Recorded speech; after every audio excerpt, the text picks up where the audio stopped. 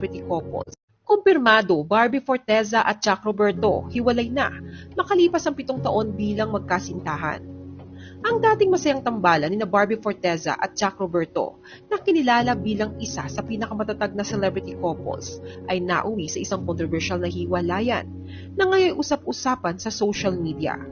Nitong January 2 lamang taong 2025 nang biglain ni Barbie ang netizens sa isang Instagram breakup announcement. Mababasa sa kanyang caption, "Having you in my life was the happiest I had ever been. 7 wonderful years, a lot of laughs, a lot of ramen, and so much love. Your love was exceptional, but sometimes good things fall apart so better things can come together. Beautiful goodbye, Jack Roberto. Thank you for loving me the way you did. I am excited for what's to come for the both of us. You take care of yourself. May you find the love you deserve. I hope for everyone's understanding, and I wish you can help us put this matter to rest. Don't cry because it's over. Smile because it happened."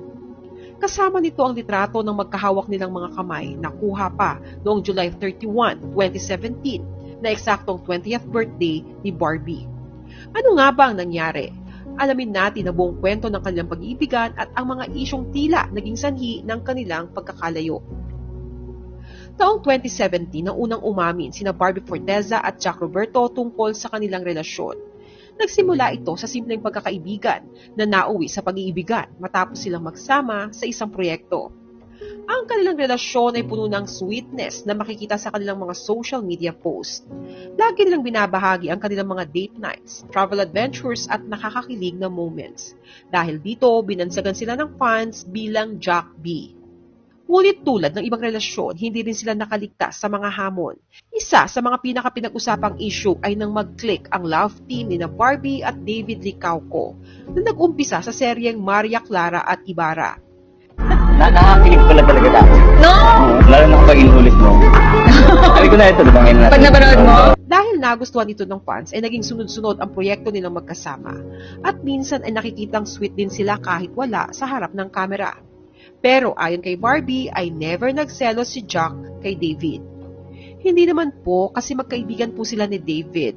And kami ni David malinaw sa aming dalawa na this is a business partnership. Sagot ni Barbie sa mga interviews noon. Samantala, nagkaroon rin ng issue noong December 2023 na noong malasing daw si Jack Roberto sa isang party ay naging aggressive na daw ang aktor at touchy sa Viva Max star na si Ava Mendez at naging flirty na rin siya sa ibang mga usherette sa hotel. Pero hindi na nasundan ang isyong iyon. Naging palaisapan din ang umano'y kakulangan ng oras para sa isa't isa. Abala si Barbie sa kanyang sunod-sunod na proyekto, samantalang abala rin si Jack sa kanyang sariling showbiz commitments. Ayon sa ilang sources, nagkaroon daw ng gap sa kanilang communication na lalong lumala sa paglipas ng panahon. Sa kabila ng mga isyong ito, hindi maitatangging minahal ng lubos ni Barbie at Jack ang isa't isa. Minsan ang sinabi ni Jack sa isang interview na si Barbie ang babaeng gusto niyang pakasalan. Si Barbie naman ay inamin na si Jack ang kanyang sandalan sa gitna ng mga pagsubok. Sa katunayan, kamakailan lang ay pinakita pa ni Jack sa vlog na malapit nang matapos ang bahay na pinapagawa nila ni Barbie Forteza. Pero nito nga lamang pagpasok ng 2025 ay binigla ni Barbie ang lahat nitong January 2 nang i-announce niya sa Instagram na silang dalawa ni Jack ay hiwalay na. Isang source ang nagsabing mutual decision daw ang hiwalayan, ngunit hindi maiwasang magtanong ang netizens kung may third party ba na sangkot. Matatandaang recently ay aktibo si Jack sa pagpo-post ng mga motivational quotes na tila nagpapahiwatig ng moving on.